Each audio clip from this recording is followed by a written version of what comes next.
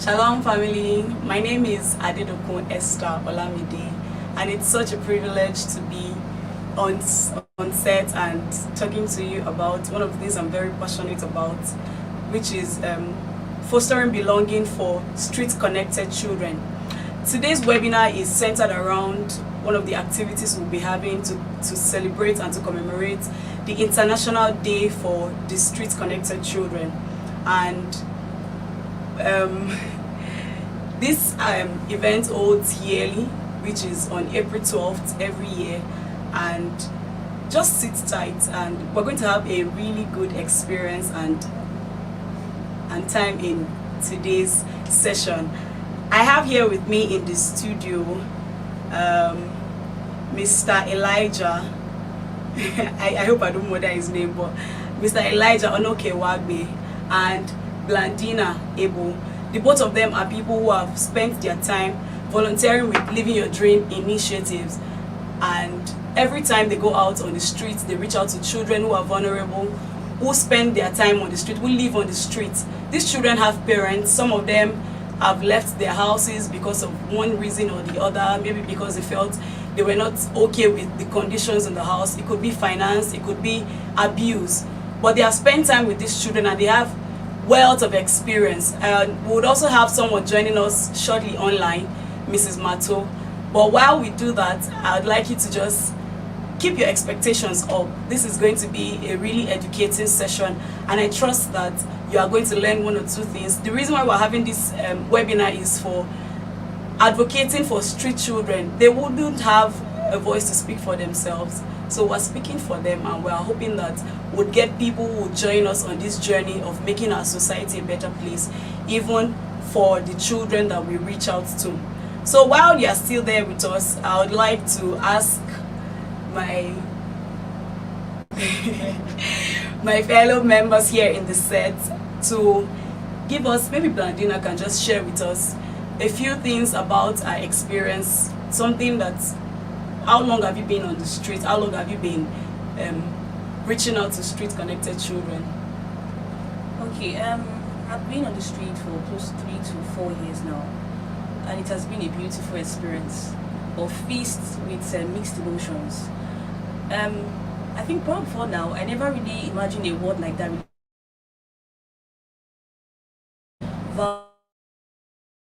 And so many reasons drove these children on the streets. So many different reasons, due to abuse, some want their freedom, they don't want to be controlled, diverse reasons. And interacting with these children, you see the level of violence. Sometimes you're really scared, but we thank God for the wisdom and His grace to really tame these children and develop a beautiful relationship with them that when we speak, they are willing to listen. So far, it's been a very wonderful and interesting journey with them. Okay, thank you so much, Blandina. Mr. Elijah, would you like to tell us how long have you been on the streets with reaching out to street-connected children, and also what would you tell us about them that we don't know? You know, people are out there, they want to know what. A lot of persons don't even know who street-connected children are. Some persons think they're just those ones that stand by your car when you're in traffic and they're begging for money. You don't know who they are, you don't know where they come from. So if you can just enlighten us a bit on who street-connected children are. Okay. Good morning, everyone. I've been working with Living Your Dream. My journey with Living Your Dream started in 2020 when I relocated to Benin City. It has been an amazing journey. I've had to do things. And experience events that maybe I did not have the training for, but so far so good. It has been an amazing journey. Street-connected children are children who, for one reason or the other, they are outside parental care. So we have children who are supposed to be in school. They are not out of school. They are not just out of school. They are not the ones trying to make ends meet for themselves. So another thing about street children is that they are very smart. They are smarter than the average children, in school children, in terms of trying to get resources and live life on a daily basis. They pick up tasks that we adults can not even do, and they know places that we don't even know. They go to places and they are daring, you understand? But also, street connected children, they in a way of them expressing love, they just choose the side of violence. They are not violent because they want to be violent. I've worked with them for a number of years now. The very bad ones, and the good ones. The very bad ones, I've never had issues with them, maybe confrontation issues or anything. Because when they see genuine love, they open up and they let their guards down for you. We've seen several times where street children will go, they will just shed tears from their hearts to start to cry. Like, we've not seen somebody like this before. We've not seen a team like this before that care and shows love like this. So it's been an amazing journey, and it's nice being given the opportunity to share my experiences today. Thank you. Okay, thank you so much for sharing that. I think I'm a bit inspired to ask further questions and to engage these children. You know, it's easy to just say, it's their parents that did not take care of them, that's why they are on the streets. It's their parents that did not do this. The responsibility for taking charge of some of those children has been left to people who don't even care enough about them. Some of those children happen to have been taken to maybe a relative's house, and then because of maltreatment or different reasons, by the time we reach out to them, we realize that some of these children have been maltreated, and of course they will put up that front of I don't want you to come close. If you meet a typical street connected child, they most likely will address you with violence and disrespect. But once they notice that this person, regardless of the way I behave, regardless of how my responses to this person genuinely cares about me, they open up to you. So we have spent so much time, we have spent resources also reaching out to these children and showing them love, showing them care. We spend time talking to them, we spend time giving them values. You know, we're in a place in our society where it's beginning to feel like our value system is gradually eluding us. It's gradually feeling like the value system is no longer existing. But then we have taken it upon ourselves to teach the children the values of the community and to ensure that every child that we meet out there on the street, they encounter God's love, they encounter the love and the care that they need, that their voices can be heard. So I'd like also to ask my fellow presenters if you can just share with us, maybe Mr. Elisha can share with us a success story. You know, people like results. I like results. I'm a go-getter. I'm a very competitive person, and I like results a lot. So I'd like you to share, if it's possible, a success story, maybe a story of one particular child or two, if you can, that you know, this is the point where I met this child. It was behaving like this. It was like this when I met him, and then this is how long I have been with him, and this is where he is right now. So if you can just share with us, thank you.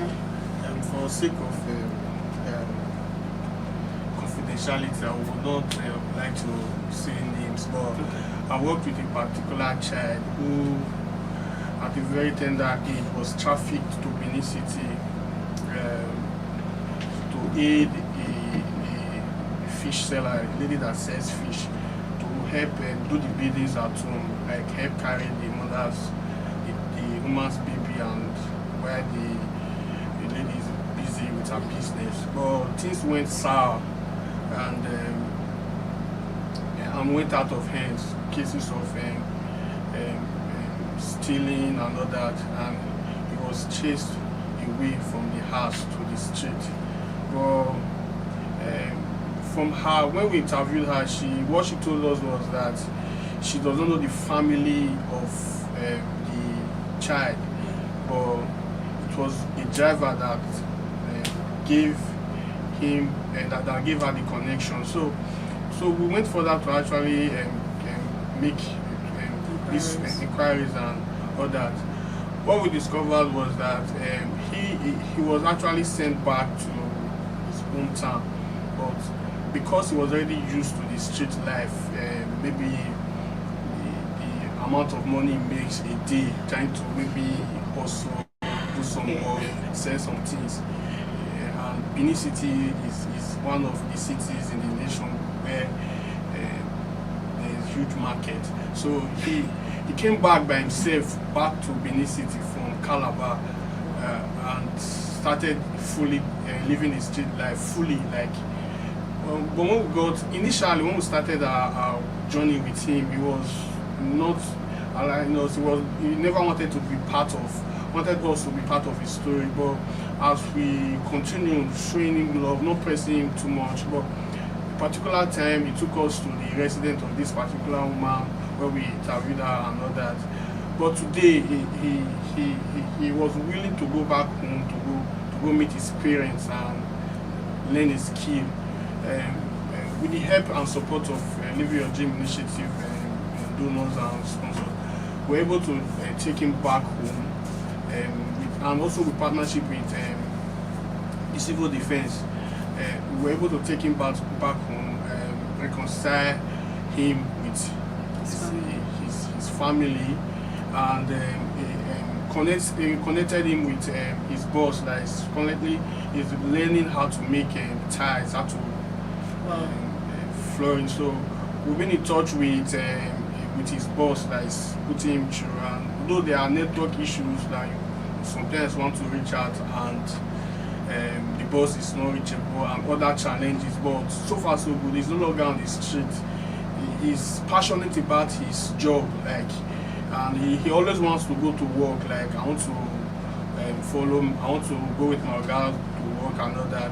So that for me, it's one child who would have been lost on the street. Maybe if not, maybe kid, would have been maybe assaulted or something would have happened to him. But he's somewhere in his hometown, creating value and doing something valuable at home. So that's, for me, that's a success story. We still have a lot of work to do, but yeah, we are not where we used to be. That's amazing. Thank you so much for sharing that. Okay, a question came to mind when you were talking about the fact that Benin City is one of the cities where they have a big market. Is it that they have more people giving them money, and how do they migrate? How do they know where exactly to be? Does it mean that there are cities where they specifically would enter and will find that there are a lot of street connected children there? Is that what you're saying? Or would you explain better on that? Because of the positioning of Edo State, you hardly go to any other part of the country without going through Edo State or Benin City. So the positioning and the market and the populace, there's even the ancestral stuff to cheap connected children. You understand? So there's this relationship that we all have with street children. In some states, you hardly see a street child can be begging money thief now, we're not getting anything on the street. But in Benin City, we are givers.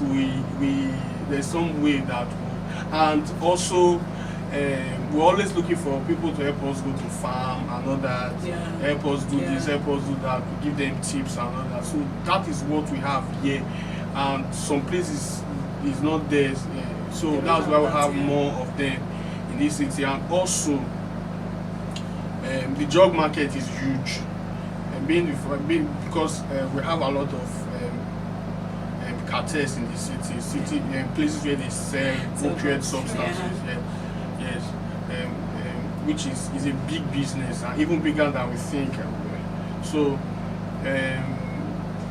sales of these drugs, these children are used to sell, to carry the drugs from, because they are considered innocent by regulatory forces and all that. So we can easily use them to do sales of such substances that are illegal. So that's why we have most of these children flocking in and staying on the street, because they stay on the street because that's where they earn.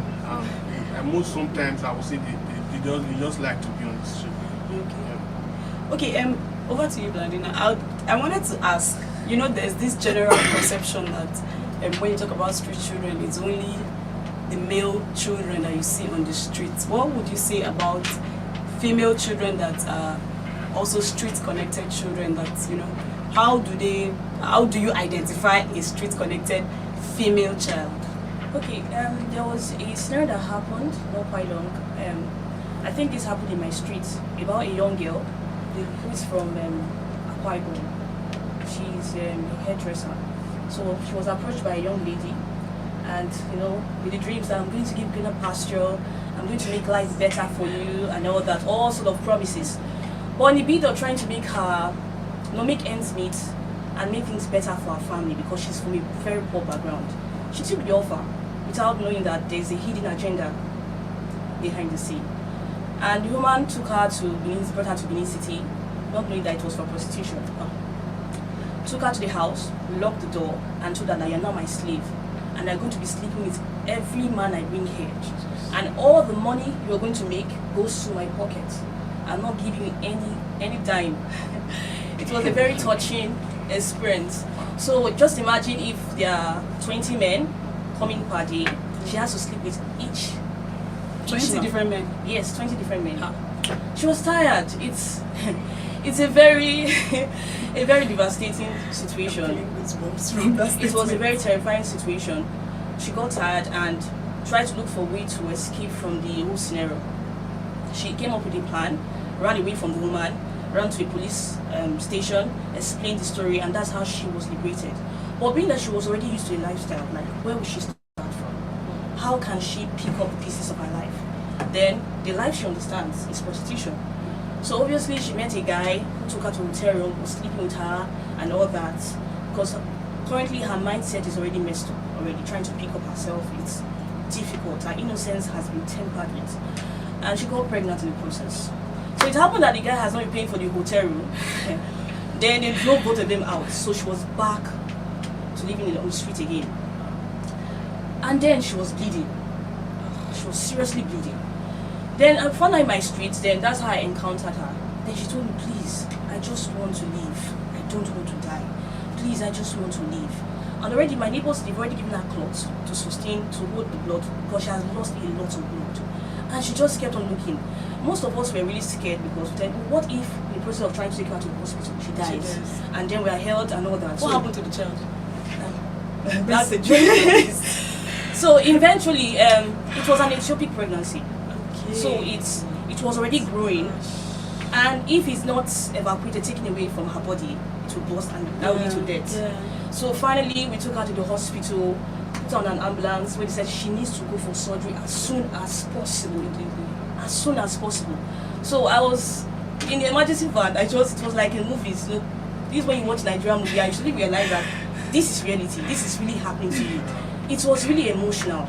All I could do, I just could stare into her eyes, and I saw again who wants to leave, who needs a second chance to make things better again. She knows that she has messed things up, but she just wants a chance to correct her mistakes. I just kept on looking at the eyes, and we need to, whatever consequence comes, I don't mind. Eventually took her to the hospital, and that's how she was able to scale through the entire process. So from time to time, there was a time she was coming to Firm Foundation to finish before she stopped. So from time to time, I do check up on her and all that. That's to tell you that there are other young girls out there who are going through, who have been deceived, whose innocence has been robbed, all in a quest for greener pasture. And parents will not investigate who they are giving their children to, and just keep their children off like that. So this is a very alarming situation that needs urgency. Seriously. Thank you so much for sharing that. You know, when you were talking about how you met her on the street and she was bleeding, I just had an epiphany of a typical situation where somebody walks up to you on the street, and we're moving to that place in our society where when somebody walks up to you on the street and you don't know the person, there's that first drawback to, first of all, yes, to be on the defensive or to just keep yourself safe. How did we move from a community where we show care and love to people? And you know, there's this there's something that somebody says that I've heard over time. You know, before now, when you hear somebody shout thief, thief, thief, thief on the street, everybody comes outside and we gather together to chase the thief.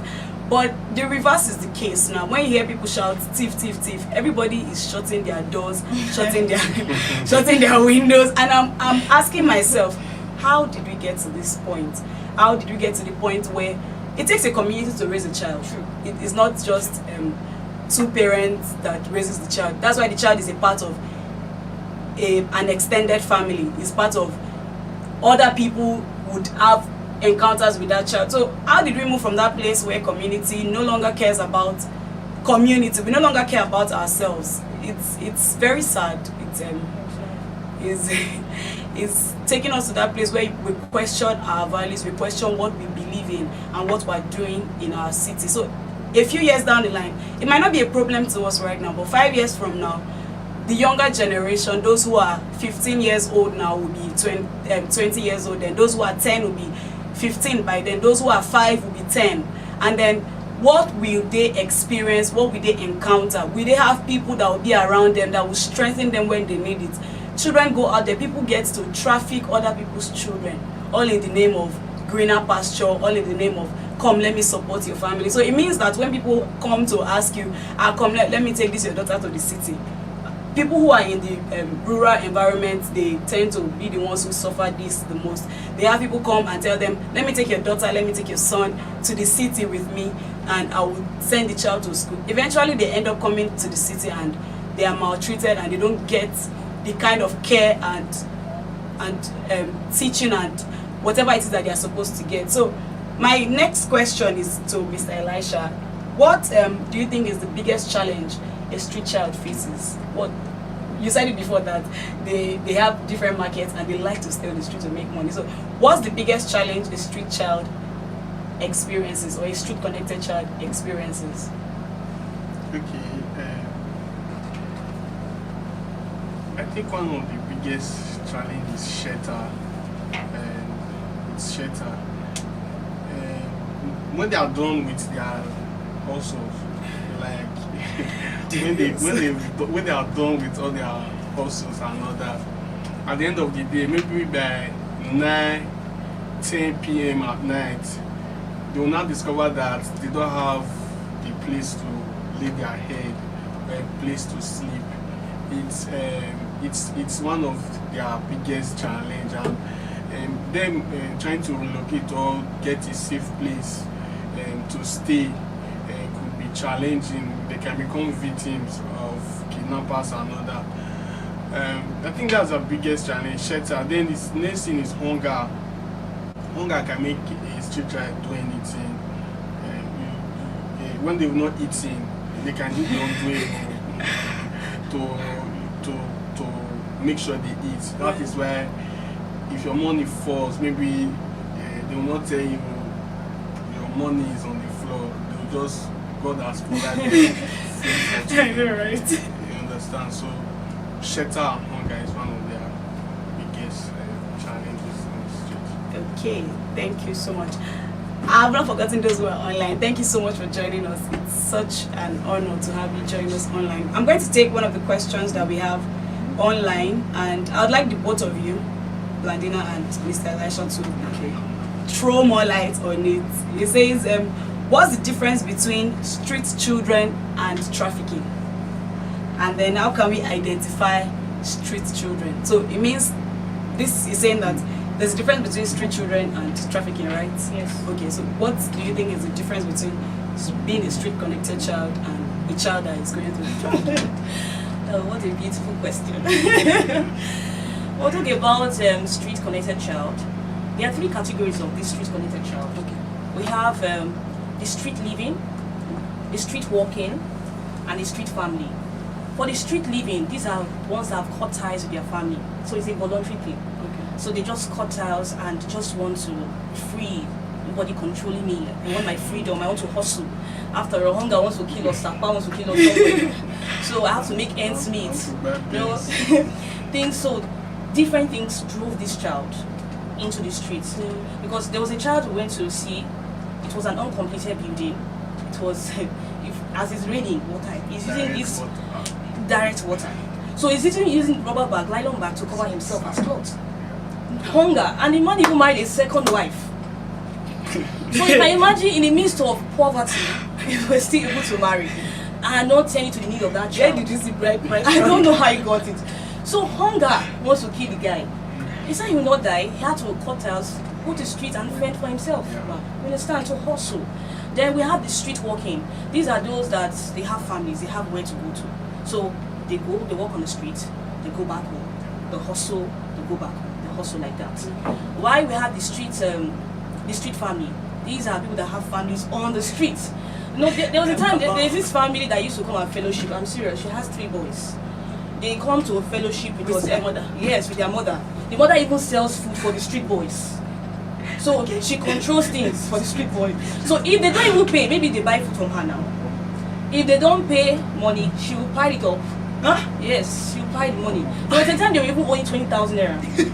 30, 50. She now said she was ready to call police on them. It was that serious. So these are the three categories. Like this set of persons were not really forced. It was on their own will. Due to circumstances, they found themselves there. Not that they intentionally, the way things are going in society. The only way they feel they can navigate through challenges is just what came to their mind, hustling. Why for the trafficking? This is against their free will. And here, it can be against their free will and those that are deceived, taking advantage of you. Okay, I'm not aware of your intentions. So you are coming with false promises just to take advantage of my innocence and make money off me. Why those are captured without even saying a word, with their voice silenced, they don't have a voice. So these are the categories. So while your dance is voluntary, the other one is involuntary. It says that they were held against their will, forced to do things they don't want to do. So you mean there are families? Yes, I there are cannot understand. Okay, let me ask this question this way. You know, earlier we were talking about the lady that had a child, of course, because the pregnancy didn't stay, so that's understandable. So in a situation like that, does it mean that herself and the child, she's already a vulnerable person? Yes. So it means that herself and the child will start staying on the street. Exactly, that's street family. Okay, so she was trafficked and then her child will not be a street. Exactly. Oh, wow. Mr. So Elisha she was able to escape, and now she is a street family. Wow. I really didn't know there was street family. Like, how do you ask a child to pay you 20,000 naira? Yes. But what did they eat? The wife will give me beans, give me rice. So I'll give you madam. When I hustle, when I have money, I'll give you. So when they're not able to make enough money to pay, because hunger is real. You understand? They are hungry. So they say, madam, I'll give you. They're not able to make enough money. They come the next day and the woman is piling up. And she's still making sales, still selling to them. And piling up the bill. And called police. So she really called police. They were searching for them. So it was But if she has money to call policemen to come and arrest the children, she might as well just give them the food for free. On police thing. You get, like, this is children, they are underage, they should be cared for. They shouldn't even be on the streets walking. They should be in school. They are forced to grow up so fast. Yeah, but if she can afford to pay for police to come and, because police, you cannot go to the station and not at least make some, payments for whatever it is they are coming to do. So if you are making that payment for children to be arrested, I'm wondering in my mind, are they going to take them to cell? Are they going to take them to remand home? What would they do with those children? So if they had, of course, street connected children are very smart. So They're very smart. before they get there, I'm sure they must have found a way, they must have moved. But that's understandable. Mr. Elisha, please, can you throw more light or enlighten us better on what trafficking really means? Trafficking really means, especially people. You mentioned somebody that was brought from another state to come and do something here, but on getting here, what he ordered and what he got, there are two different things. So please. And trafficking is kind of a business. Like there are a lot of people in the value chain. The most times it is known, like the victims are aware. They just volunteer. Okay, I know what we are going to do, but some they are tricked into it. But it's a business whereby somebody is planning to make profit using human beings as commodities. That is trafficking. Some they are willing to go. They know that we are going to Italy. No one's going to. Why some they are not know. They don't know, but they will just find themselves. But street living, could be maybe the end result of the trafficking that went wrong. You understand? They all go wrong, but we also have successful stories of trafficking. But Trafficking go right. It could be when the traffic gates goes wrong, they find themselves on the street. In the street now, they are now outside that zone where there's shelter by the big boss. There's food. Now they don't have to do those things by themselves. It's no longer business as usual. So in the street, they tend to be bosses of themselves. Yes. They quote, but they don't know that even on the street they are bosses on the street. So they now have control over their life, like in quote, they have control over their life. They cannot eat, sleep anywhere, do anything that they want to do. So they don't know that time is going. You just see somebody has spent 10, 20 years on the street, but the person does not know.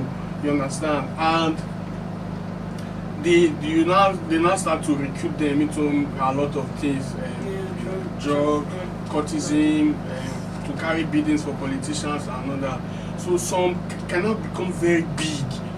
They cannot be big name because the street is a big deal. Like there are stuff on the street. Like we can take the street over. There are powers on the street, and so if they have somebody that has command and has a voice on the street, politicians can use that person to mop up the street. You understand? So, trafficking is a business, but street living it could be an opportunity. It could start as an opportunity or a thing of stress to earn to live. So that is my own. Wow, I liked the part where you talked about his business. So what came to mind? I don't know. I can be very. I like to humor myself. What came to mind when you talked about trafficking being a business? I just imagined somebody asking how much for this one, how much for this one, and you are pricing human lives as if you are pricing bread or you are pricing tomato in the market. We need to do better. So my next question is, you have experiences with going out on the street and meeting with street children. So it's easier for you to just, maybe when you see a street child, you can identify them and you know what to do. So people are online watching and they would like to know what can they do when they encounter a street connected child and they want to help. They really want to help. There are people who really, really want to help and they'd like to hear from you. Blandina, please, what would you say? Okay, let me paint a scenario. Let's assume that I walk out of my gate and then I see an adult abusing a child that seems to be a street connected child. How do I come in? Because there's that part where you really cannot tell the conversation that has gone on before you get there. So how do you intervene? How do you help these children that are staying on the streets? Okay, ways you can help these children is, first, it can sense when you truly love them. Yeah. When you don't really love them, they know. And so many things drove these children to streets, which is sense of belonging. They lack these things from home. Where they were not accepted, they didn't have love, they didn't have this. So when you're offering something which is a void, they be longing to have, that can go a long way in. It will not gradually change them, but it's a gradual step to changing their mindset. Love. Like me being on the street now, and they're roused. They are very roused, they are very aggressive and everything. But gradually, when they sense the commitment, how we're coming intentional about them, they can sense it, and gradually they welcomed it. And that went a long way in accepting us. We're now like a voice for them, in changing them. And that reduced at least the level of the things they used to do.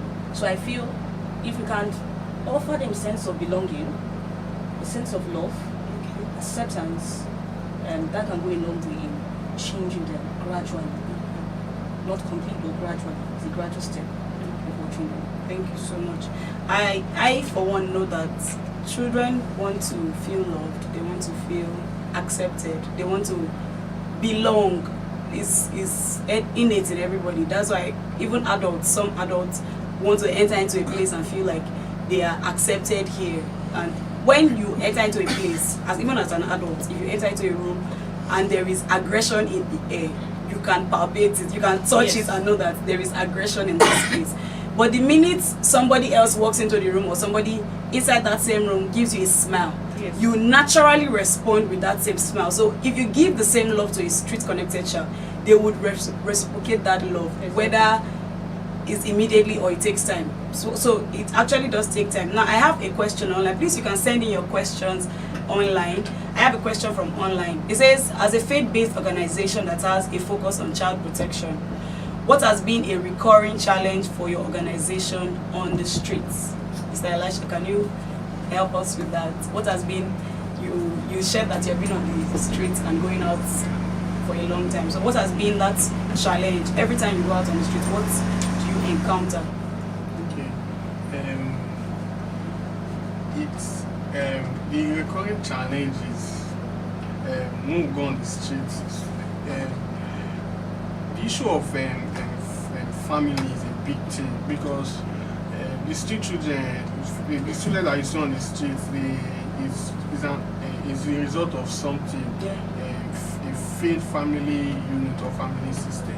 So when we are talking of reconciliation and family integration, if we now say, okay, let's go chase family and go check out the family and all that, what we'll discover will be that the family is totally disoriented and they don't place values on the children. So that's even bigger than what we can do. When the family system, the father, the mother, the relatives are not functioning well, they are not very willing to help absorb. So it's like you will not be stranded, you understand? Yeah. There's nobody trying to support the child because the child. you cannot be with this child 24 hours. You need somebody that is willing to commit and care and cater for. That's then another challenge is funding. To take a child off the street requires a lot of funding. To invest in a child, investment cost for a child from age 0 to age 18 is over it runs over 30 million until you want to start to calculate the food you eat every day from 0 to you understand. So those are the major challenges we face subsequently when we go on the street. Leslie, would you like to share something? In terms of funding, it's very, very important. Okay. Because I remember an incident of a child we were trying to help. We later discovered that he had other siblings, about 5 other siblings, that are likely to be street-connected children if care is not taken. Likely to be that. And we had to step in. We investigated the issue. We discovered that the father was trying to force the mother into prostitution. So because she refused, he started beating her and neglected his responsibilities. And then went off to marry another woman, has 2 other children. So it means 6 children, 1 is on the streets, while 5 other children are likely. Hold on, let me understand. He married her, Yes. and then he's trying to take her into prostitution so she can get money for him. Yes, and for the family.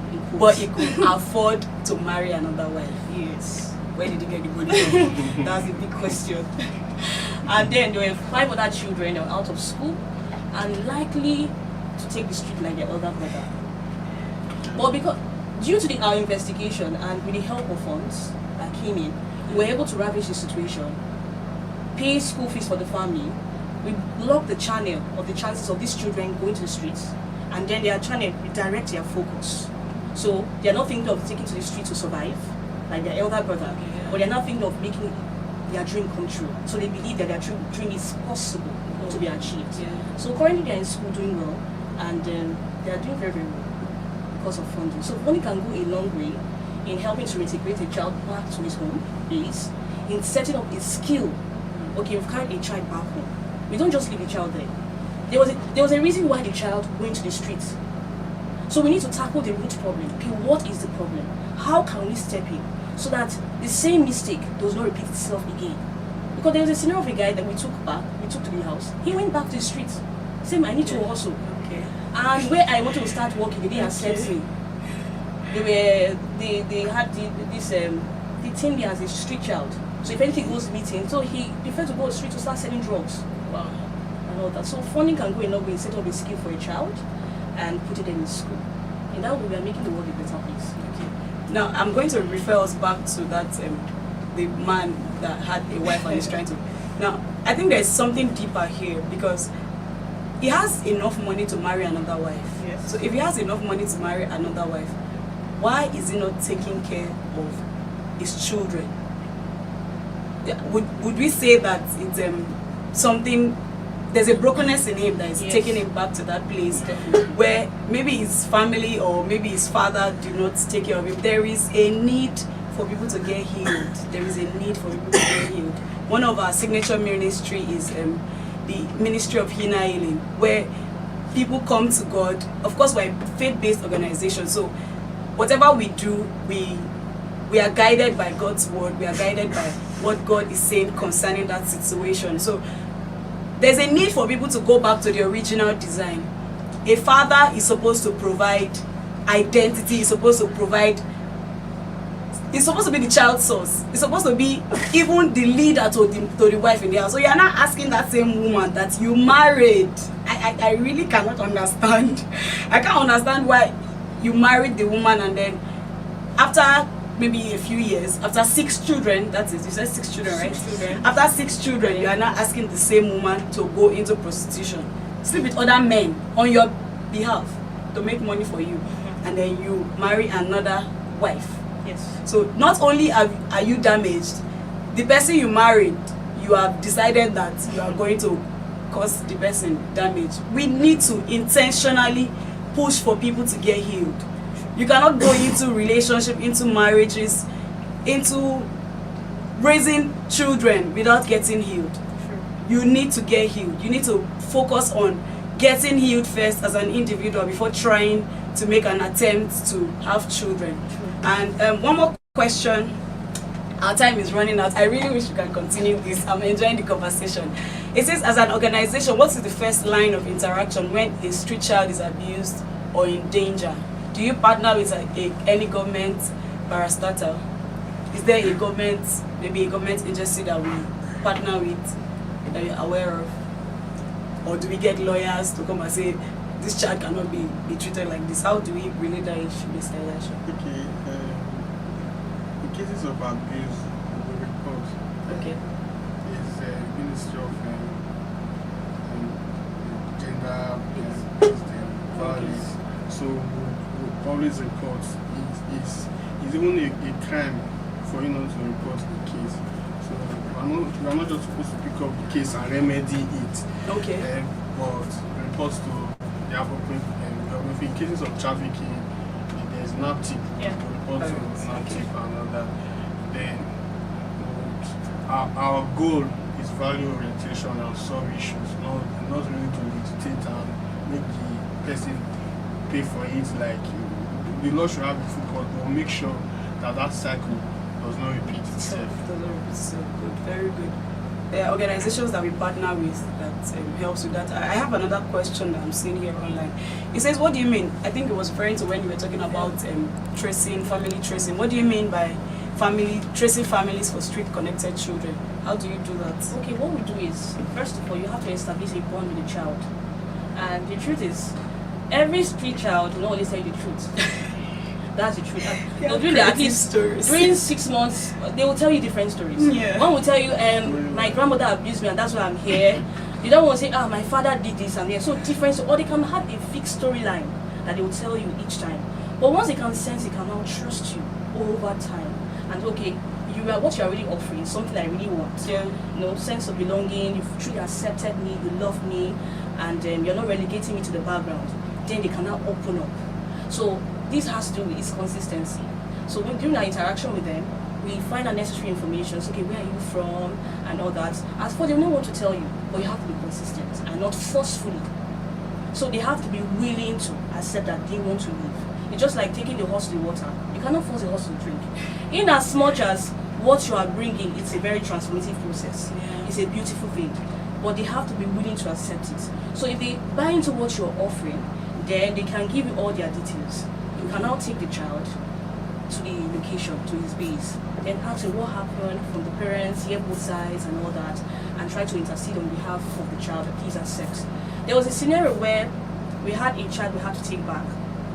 He told us his address and everything. We took him to the house. Then the father now said he was so surprised to see his son started because he's well to do. His siblings are in school. Wow. So he's trying to imagine what could have driven my son to the streets. I provide everything you need, but why are you on the streets? And the boy was looking so tattered and he was angry as he came and grumbling and everything. So we had to kneel down and beg the father. We're trying to unite the family. So he knelt down forcefully and said, Dad, I'm sorry and everything. The moment we left, few days later, he went back. And the streets? Yeah, he didn't just go back, he stole everything. He stole what he Oh my God. and went back. So family tracing is you having a first establishing a bond with the child. When you establish and they feel they can trust you, they open up and take their location. Then you now take them to their location and try to unite them back to their families. So that's Okay, thank you so much. Okay, I know that Living Your Dream initiative had plans to commence the shelter before now. Like we used to have a shelter. So I don't know, would you share with us what are the plans that are going on so that people that are online that want to partner with us, that want to join us to making the society a better place can come on board? Okay, currently what we are doing is the shelter is almost set. We want to paint it soon. Hopefully this week we should be able to paint the shelter. Then we've got some things, but we still need more partnership. We need sponsors to provide items because when we take these children to the shelter, they will need to feed. You understand? We don't want a scenario whereby we bring them into starvation and they are tempted to go back again. You understand? So we need sponsors that will partner with us, provide funds for us that will keep the shelter running. But the shelter is almost set. So we're almost done with the shelter. Almost. Okay, I think Mrs. Mato is here now. Shaloma, can you hear us? Oh, okay. I think our network is bad. But we have come to the end of today's session. I hope you had a good time. I am enlightened. I have a better understanding of what a street-connected child should look like. I have a better understanding of what I should do when I see a child that is being abused. Our community needs more people who believe in the culture of family, who believe that the younger generation should have a voice, not just because they want to speak and just talk about anything that comes to mind. You can partner with us at Living Your Dreams initiative. We also have a signature ministry that goes to secondary schools. You know, there was a time in Edo State that there seems to be cultism everywhere in every secondary school, but we have successfully met with some of these children in government schools, and some of them have a lot of stories and a lot of changes they want to make. They have dreams in their hearts. They have thoughts and plans that they want to establish. Please partner with us, and I pray that God will bless you. And I thank you so much for joining us for today's session. Have a great day. Bye. Shalom.